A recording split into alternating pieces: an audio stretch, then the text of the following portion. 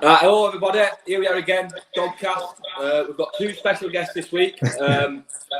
We've got my new little puppy, Betty, that's come. She's in shop now, and we've got Gale. This is our second attempt of doing this. So, how are we doing, pal? Yeah, all good, mate. All good. Privileged to join you with day one of your new dog.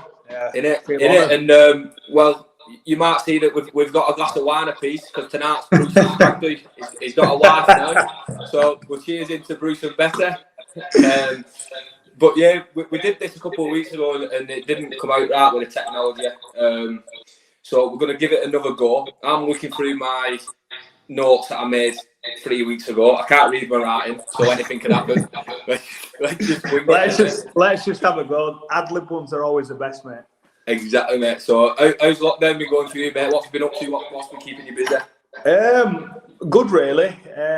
My kids obviously keeping me busy. I've been in lockdown. I've been addicted to running. Now I'm a biker, cyclist, a bit like yourself. I've seen that. And I've been doing legs, bums, and tums with Kirby. So you've nicked my punchline. I'm fuming. I was going to talk about the training and you've nicked my punchline. So you've hammered me before on it. That's why. But no, it's been good, mate. I reckon the last probably couple of weeks have been tough. I had a week off last week. Motivation was terrible. I just kind of give myself the week off and were like, I had kind of no motivation to train and stuff like that. I don't, for whatever reason, I couldn't really explain. I was still doing my bike rides and stuff, but I just did the total down week on.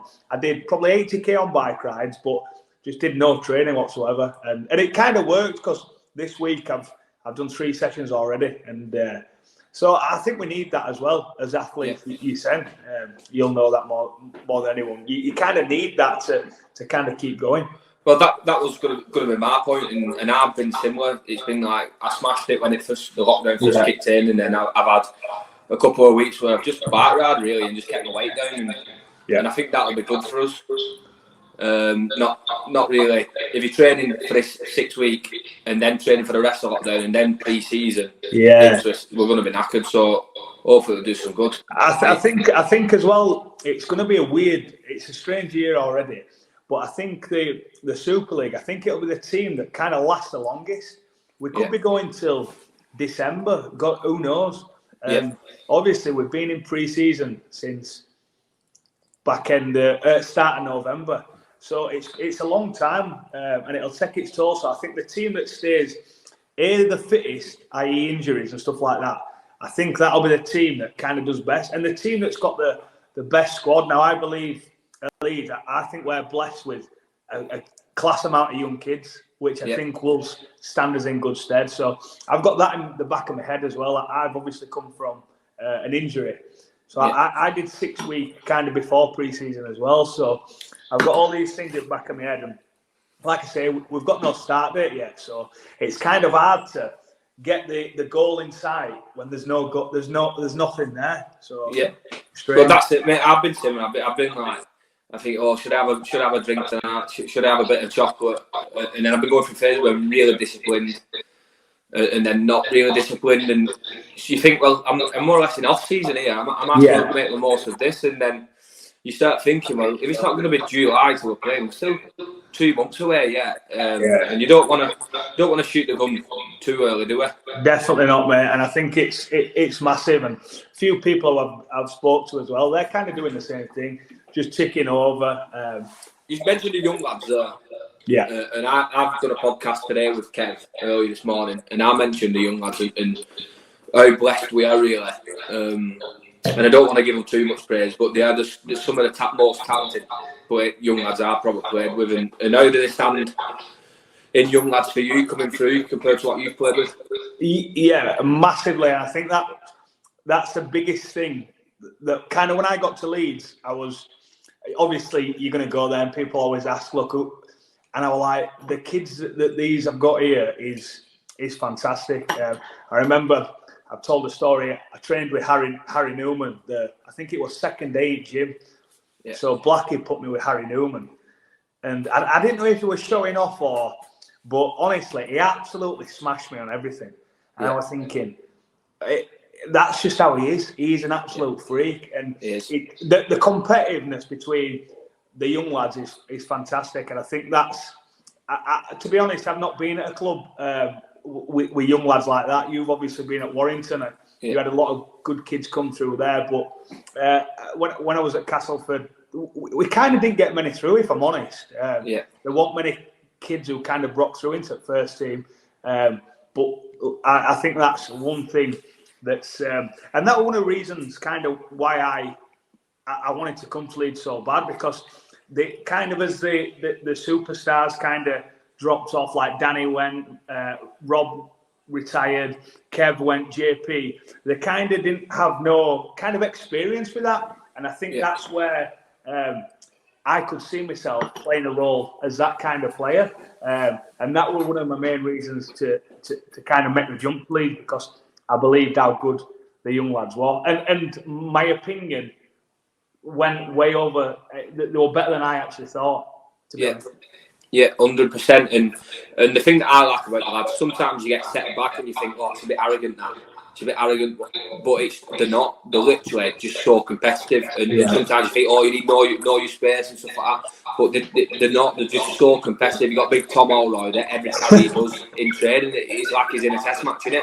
Yeah. You can't be angry at him because he's training that he's playing, really. And you're a bit sore on a Monday morning or something. Yeah. You got him trying to egg it in. Well, the story in Spain on pre-season, and I've probably moaned about it 50 times. So I love Tom. I kind of got a good relationship with Tom from early on. When you first go to a club, I was just sat in change room by myself, and kind of, I don't know what we were doing in the middle of and Tom, like an older player comes in, and the young lads are they're a bit shy out, and they don't know whether to talk to you. Tom sat down and had 10 minutes with me, and I thought, you know what, Tom? Fair play. And anyway, we kind of got a bit of relationship, and on way to training, this is in Spain. We're on coach on way to training, and Tom kind of he says, "You're in my black book, you Gale." I said, "What do you mean?" He said, "I have a black book, and you're top at list." And if you remember, I stepped and I went through, and Tom tries holding me up. I swear, I thought he'd broke my wrist. So I've got up like that, and I'm absolutely fuming, but I don't let him show it. Anyway, 6 weeks later, I'm still mourning with this wrist, and I had to go get a jab in it. So I get the jab. But that's just how competitive Tom is. Yeah. And I said, Tom, why would you try and stop me there over the line? But that's just obviously how competitive. And they all, to be fair, Jack Walker's same, Harry's same.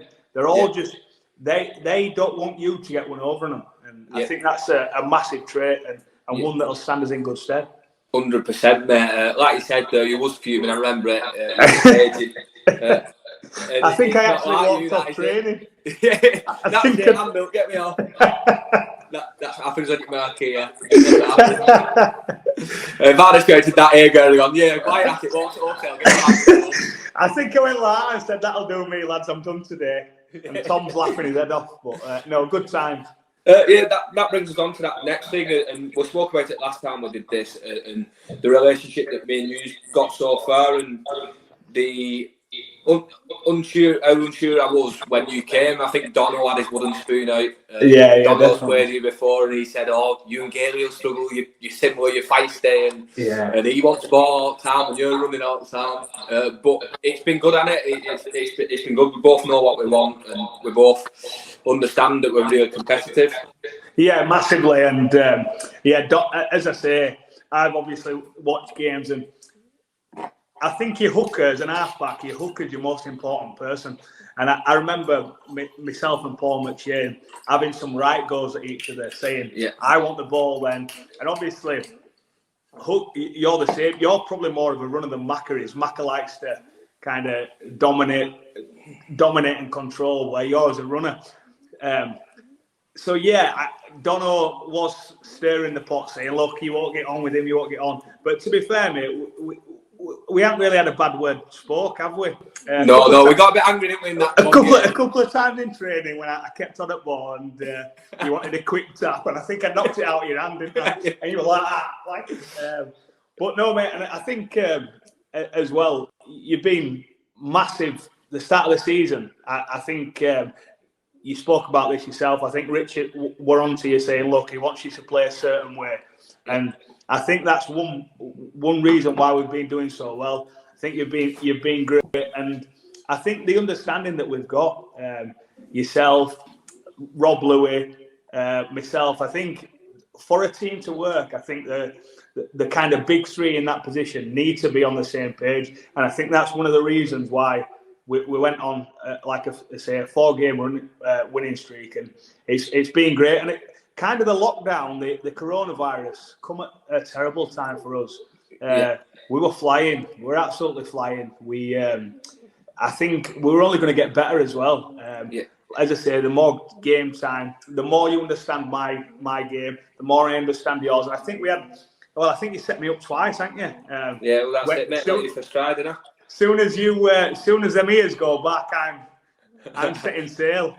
So no, I think it's that understanding that will stand us in good stead, mate. Yeah, and like I said, this isn't bloody hell bringing each other up here, but it has helped me having two halfbacks like you and Rob. I've took a lot of pressure off myself and trying to make something happen to just keep giving you guys the ball. I know when I need to give it one way or the other, and then when I see something, then it's green light. And like you say, you jump on the back of that, which is great. The challenge is for us is to get back and get that combination going again, innit? When we get going. Yeah, I think that's as I say, I've spoke with Rich about this. We were just kind of, and the winning mentality, Doug. You've been in teams, obviously at Warrington. That winning sequence it's so good, and the confidence you get from winning is like no other. And as we mentioned on his last podcast, that soon works the opposite way as well if you get on a losing sequence. But we obviously, I think after round one, how we bounced back, and I give Richard a bit of a pat on back, really. I think how he spoke after round one. Yeah, he did. And a lot of people, myself included, come away disappointed as. But the way Rich we were in review, weren't we? And kind of like, look, boys, we weren't that far away. And I'm thinking, we've just been beat 32-4, first game of the season. Yeah. But when you look back now, he were actually right. And well, he just didn't recognise us, did he? That's what he said. He said, I'm not worried because I've not seen this in pre-season one bit. Well, yeah, I wouldn't have expected that. And I'm telling people before all game, I said, look, we've got a right side. We come out and play like that. And look, as 5 games down the line, look at Hull has sacked a coach and we're sat kind of up the top of the table with a couple of games in hand. So, no, I think Rich, me not knowing Rich as well and how he coaches, I think I give him a massive pat on back for that because I thought he handled that particular game real well. Yeah. Right, let's get to the deep stuff. I think you're enough glasses of wine deep to opening up. What I've started doing, I've started trying to get into people to just talk about what kind of mindset they have. And obviously you suffered some setbacks. It took you so long, pretty similar to me, getting going in the game. It took you so long. I think you went to London, was it?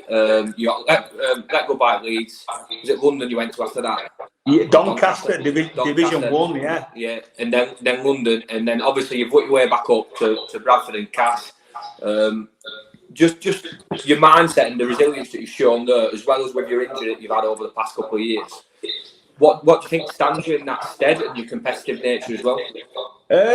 Well, I think the competitiveness have always come, and then obviously having Magsy and Rob Burrow in front of you. You kind of know that your career's not going to be at Leeds, and they're just starting out their careers. And time transpires.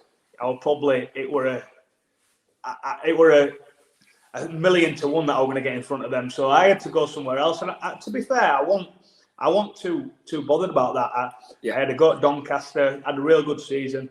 And Brian Mack signed me for London. But when you're at them clubs that you've done a stint at London yourself, you're kind of getting beat most weeks. I mean, we had a couple of good seasons, but you're just learning your trade. I learnt my trade, then went to Bradford. And I think probably the biggest sticking point in my career, I lost my mum to cancer at 25 years old.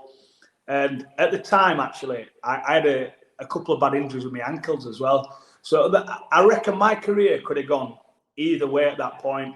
Yeah. And Bradford they were in relegation most years. We had issues with money. And my career at that point kind of could have gone anywhere. And then the deal at Cas come. And I think when I lost my mum, I think my mindset changed. And for me, I think it was, I don't think I could have been hurt anymore. Yeah. Do you know what I mean? And it kind of gives you a sense, I was fearless. And I think that's kind of, I had the kind of mentality like, life can't be any worse to me. So yeah, I kind of had that mentality going to Cas. And took all the pressure off. Took all the pressure off. And I went to Castleford. And Castleford were great. Powell, Ryan Sheridan, Danny Orr. They made me think about the game completely different. Yeah. They're halfback. All three of them played halfback, standoff themselves, and completely flipped the game on the head for me. I'm looking at numbers. I'm trying to create the overlap, and that for me completely changed the way I thought about rugby league. So I had 5 years at Castleford, and I had 5 great years. We didn't quite get the job done. We won, obviously. We won the league leaders, and I thought we were nailed on to win the grand final. We beat Leeds 4 times that year. Yeah. And Magsy comes back on his swan song and absolutely carves us up. So I'm good friends with Magsy, and I still ask him to this day. I still don't forgive him for it, but no, it was class that day. And as I mentioned, 5 great years, and kind of taught me a different thing about rugby, a different mindset. Yeah. Yeah, and that Cas team, I remember you just look at that Cas team and there was no massive names in it. Like outstanding talents, we think, we're playing against them today. Yeah. But then we weren't playing against you, and you were just unstoppable. And it was strange. So why do you think that was? They weren't household names, but some of the rugby that you played were unreal. Do you put it down to Powell, or just the fact as a team you just so on the same page? Yeah, I reckon a bit of both. And that had 2017, the good year that we had, had been coming probably the last couple of years, 15 and 16. Yeah. I think we finished 5th both years, but we kind of knew we could beat any team at any point, but we couldn't just do it consistently. Yeah. We kind of let too many tries in, and we knew if we could kind of flip that mentality and become a good defensive team, that we had the skill set to kind of beat anyone. And that year we signed Zach. I remember, and this is about competitiveness. I remember Zach coming in, and Zach lifted my game. I'd say an extra 20%. Just with Zach were coming in, and I knew how good Zach was. Kind of didn't give him the credit of how good he was playing against him until he kind of come. But he definitely lifted my game 20%. Competitive in training, competitive in games, and we kind of, I reckon we pushed each other massively that year. Yeah. But I would say probably the single most defining fact is that every single player knew the role so well. And I reckon that's kind of, it was a dream. And like you say at Hooker, Dog, if I went on, Benny Roberts were on. Yeah. And if Benny Roberts went on, and we picked it so well. And as you say, we were unstoppable at times. We were absolutely unstoppable. And I'll put it down to kind of, it was a couple of seasons in the making. And I think that's why, if I flip that now at Leeds, I think that's why we're in such a good spot. Regardless of what happens this year, we're laying the foundations with our young lads. We're laying the foundations for him. Hopefully it happens this year. I can't see why not. But we're standing ourselves in good stead for the future, because I remember that's what kind of happened when we had that year at Cas. Yeah, that's class, that, mate. And a good insight. Let's get on to your little relationship with Donald. Then we've mentioned him briefly. Now it's been 6 weeks in lockdown. So how much are you missing your little brunches at Harvey Nichols with your little mate? But all lads are slumming it in local Great. You fired off to Harvey Nichols, don't you and your little mate? No, Dog. appreciate a good coffee. You could go anywhere for a coffee. You don't even drink coffee, do you? Exactly, mate. Coffee snobs. Yeah. No, to be fair, he's FaceTimed me a couple of times. We've known each other. We kind of come through at Bradford together, and that's where. And in rugby league, you always make friends. But Dono's I've been good friends with him throughout all the different clubs, and that's the great thing about rugby league. You meet friends for life, don't you? You only meet so many that you meet friends. But Dono's been kind of one of my best friends for the last few years. So. No, it was class when I come back to Leeds, and he was telling me, obviously, that it's great, and we kind of built up this relationship. We called Ant and Deck. That's what. What else have we? Have I ruined your line again? I like calling you Dick and Dom. Dick and Dom. One that I like to call you. Yeah. But yeah, it's pretty cute, and I would imagine that you're missing each other, aren't you? I am missing him, yeah, mate. To be fair. He's one of them. He does it with me though. He stirs a pot so bad. Yeah. Don't he? He does. And he's a little manipulator is what he is. Sometimes he drives me. You know what he told me? He told me that he got you Leeds. It was him. He said because he kept doing out line speeds and kick pressure. He said to Ega, he said, if you don't get Gale here, I'm going to play off the To be fair, mate, I tried. I tell everyone this. I tried getting him at Castleford.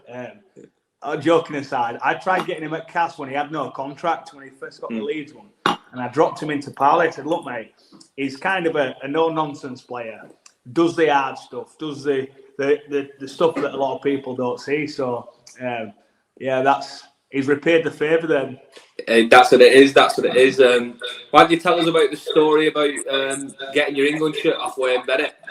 Yeah, so a couple of good stories. So 2017, the World Cup, Bennett was, he's a good fella. And he kind of, when you're in Australia, he kind of lets you, he wants you to see, do you know what I mean? He wants you to get out and see the sights. And every single player, this was before I had the quiff in, to be fair. So it was pre-quiff, so I'm combing it from back of my head round. From your ass. Combing it. Bobby Charlton. Anyway, every single player, if you've ever been to Australia, they cannot cut hair. Honestly, absolutely. I've been butchered. Terrible. So we go in Sydney to Melbourne to New Zealand, and none of us had a good haircut. So it's before semi-final. Anyway, I researched this place, goes there, and I think it was something like $80, which is steep for an haircut. It's like 40 quid, isn't it? What? Yeah. Oh, it's so. So you're an haircut snob as well. Yeah. I researched the best place for the haircut. Oh, anyway, man. Goes in, and it's an American guy, and he's telling me how good he is. He cut hair all around the world, and I said, just give me a fade. So he starts. I'm not joking, dog. He starts at the top of my head, and I looked at him. I said, mate, I don't have it like that. Anyway, I walked out with like a matchstick fade. It was terrible, right? Just like them ice gems. Ice gem fade. An ice gem fade. So anyway, I'm walking back to the hotel. I'm thinking, I convinced my son that he couldn't tell. So we had dinner, and I'm absolutely. Do you know when you're inside yourself, you've got anxiety? Yeah. You're thinking it don't look that bad. It don't look that bad. I thought I'm not going to wear a hat to make it look even worse. I'm just going to walk into dinner. And as I walked in, straight through the door, within a second, I get hammered from everyone. Yeah. Anyway, I'm bright red, and I was thinking about my hair anyway. Do you know what I mean? When you consciously think about it. I hated it anyway. So anyway, I said, look, lads, I got hammered for 2 days. And this will be for semi-final in New Zealand. Yeah. Anyway, Bennett hands me the shirt.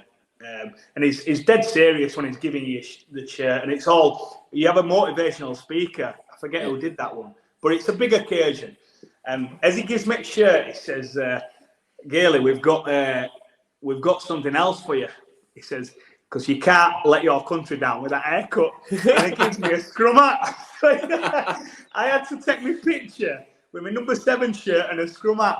And it kind of eased the, do you know what I mean? Eased the burden, really. And kind of took the pressure off. But yeah, that was. Worse.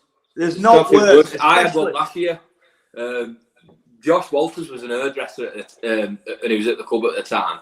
And he was doing a couple. Yeah, well, he was doing a couple of lads' haircuts, but I didn't get him to do it because I felt tight keep asking him.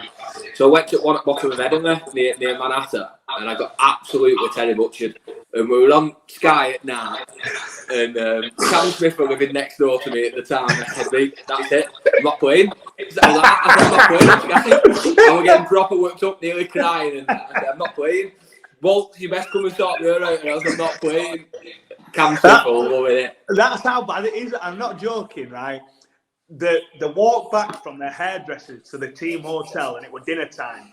I'd gone through 20 different scenarios in my head, saying, "No, lads will think it's good. It's not that bad." And I swear, I had that many thoughts going through my head. But it's terrible, especially when, as you say, I was combing it from nicking my ass anyway. So good That's time. it, mate. Because you have your haircut and you're like, "Is this all right? This is shocking." This, and then you get off and they go, "It's all right, trim that." And then you go belting, and then you get on and you think, "Oh, I've had a good one." And then they all hammer you. But I always say this, right? I reckon David Beckham could walk in our changing room, right, with a trim, and he'd still get hammered. They still hammer David Beckham. I'd be in front of you, mate. It just you'd be teeing up on him because I suppose that's just you could have the best trim ever, but it's just the lads for you, isn't it? Exactly, and you get used to that after a certain amount of time. I think that's one thing I miss as well. You miss someone taking piss out of you, don't you? You miss that. Yeah. I'm You're sure I'll fired get up in the morning, ready for it. You're ready, aren't you, for getting hammered? And that's one thing that's definitely you miss while we're in this situation. Too right. Well, I had to be on my best behaviour, didn't I? Yeah, you'd had Scarborough warning when I got there, so you were tone deaf. Imagine me biting the lip about all the air jokes. Yeah, even though lads were saying Dogs, he's not as brutal this year, and I thought it's bad enough as it is. Oh, I know, mate. I've gone down a couple of pegs. I'm trying to be a good bloke now. Stop being an idiot. Right, last little topic. So, obviously, lockdown, and we're all unsure about our careers and pay cuts and stuff like that. But, like you said, you've been busy in the garden, haven't you? And it's Gale landscapes and Dwyer's landscapes. Dwyer landscapes, yeah. So, what have you been up to in garden, mate? What have you been doing? Well, front garden, really. It was one of them jobs where I've always wanted. What's that? Which acre is this in? Got a nice gas in Rothwell. No, the front garden is literally, it's like a bit of a mart and then just full of trees. And I've been wanting to do some at ages. To be honest, it just gets me out of the house. I'll say to Kirby, "Look, I need to go do something in garden." And I just started pulling a couple of trees out. And by the time I've done 2, I was thinking, this is more than... What have I started? Yeah, what have I started? I was fully committed by then. So it took me a few weeks to finally get it all out. But yeah, it's looking miles better. I just need the garden centres to open now. That's it. Again, all the stuff's the difficult problem there. Listen, get where you mate Doggy's got loads of contacts. That's where I'm at now. I need. I'm going to get a little water feature, some stone, and some plants and stuff like that. So I'm at the stage now where it's gone on hold, which my missus is happy about. And when you mentioned little into furlough. When you mentioned not that as well, you'll be happy there. When you mentioned little water feature, what Gale means is it'd be like that one in Friends where they're all dancing around in front of his palace. I want something like that. Obviously not that big, but yeah, something that tears down. That's what I need to look at. But yeah, it's all come to a halt, to be fair. Yours is finished though, hasn't it? Well, yeah, I've shifted a ton of red chippings today and just finished the beds off. So Dave Dwyer's buzzing with it. I'm sure we can get some pictures on. Get some pictures. Mine might be a few. Barbecue. Yeah, mine might be a few weeks yet, but we'll get some pictures. Joking aside, though, how hard is that manual labour on a shovel? Yeah, and that's another thing that I've learned so much. I've been reading, I've been learning guitar, I've been listening to podcasts, I've done quite a lot in garden. But my brother's a ground worker, so he's done all the block paving and stuff like that, and he's been showing me some of that. But it's made me realise, and I've said I think I train hard and I get fatigued, but yeah, I do two barrelfuls when my back does. yeah. I did 6 when as we mentioned, I went to Doncaster at, I think on 19, and obviously it's part time. So I did. My dad's a ground worker, so I did 6 weeks. Well, I lasted 6 weeks with my dad. So my dad set me on, and obviously we're going training 3 nights a week. And as I say, it's such hard work. I were off. It could have been anywhere over Yorkshire, Lancashire, and then I'd drive back, and then obviously go training. And I come to 6 weeks. I said, Dad, I'm not cut out for it. I couldn't physically. So I were going at 6 o'clock in the morning and getting in from Doncaster at 9 at night. I was fully gone. I said, Dad, I can just imagine it, be like that field in Spain. I'm done, me, Dad. Get me off. I think I chucked my shovel and drove van home. Said, that's me, Dad, I'm done. I'll make it at rugby. I reckon that could have been a turning point as well, because I thought, there's no way that I'm on that shovel. But luckily, Harlequin's coming after that, and I didn't have to be. But yeah, that's another good story. Yeah, right, mate. It's been a right laugh. I've enjoyed it, and hopefully this time it comes out all right with the technology, because it's been class. Dog, just I want to ask you a couple of questions now. Well, it's not your show, Gale. Can I ask your show? I just want to know how you're coping. I think we're in the 7th week now, Dog. You are into your dates, aren't you? You like dating. You're a single man, which I appreciate. Yeah. You like going out on dates, and you said it brings out the best in you, don't you? Yeah. Yeah, well, it makes me be the best version of myself. Of yourself, yeah, I get that. And it keeps me on my toes, yeah. Yeah, so how are you coping then? Oh, I'm great. I've got a little bet in it. So you bought a dog to make up for it? Yeah. No, I do like it's obviously being single and stuff like that, to go for a nice meal and a nice conversation. Yeah. Something like that. It's great, and to be fair, I always ask you. I'll say, Dog, where have you been this week? You must be doing some money on, because you take them to nice places, Dog, as well, don't you? Who don't mess around when it's the full Brad Dwyer experience? It's not Witherspoons, is it? 2 for £8. It might have to be. Witherspoons might be the other person. Now we're on pay cuts. It'll be Witherspoons. Hey, they'll be listening to this and deleting your number, thinking Dwyer's been furloughed.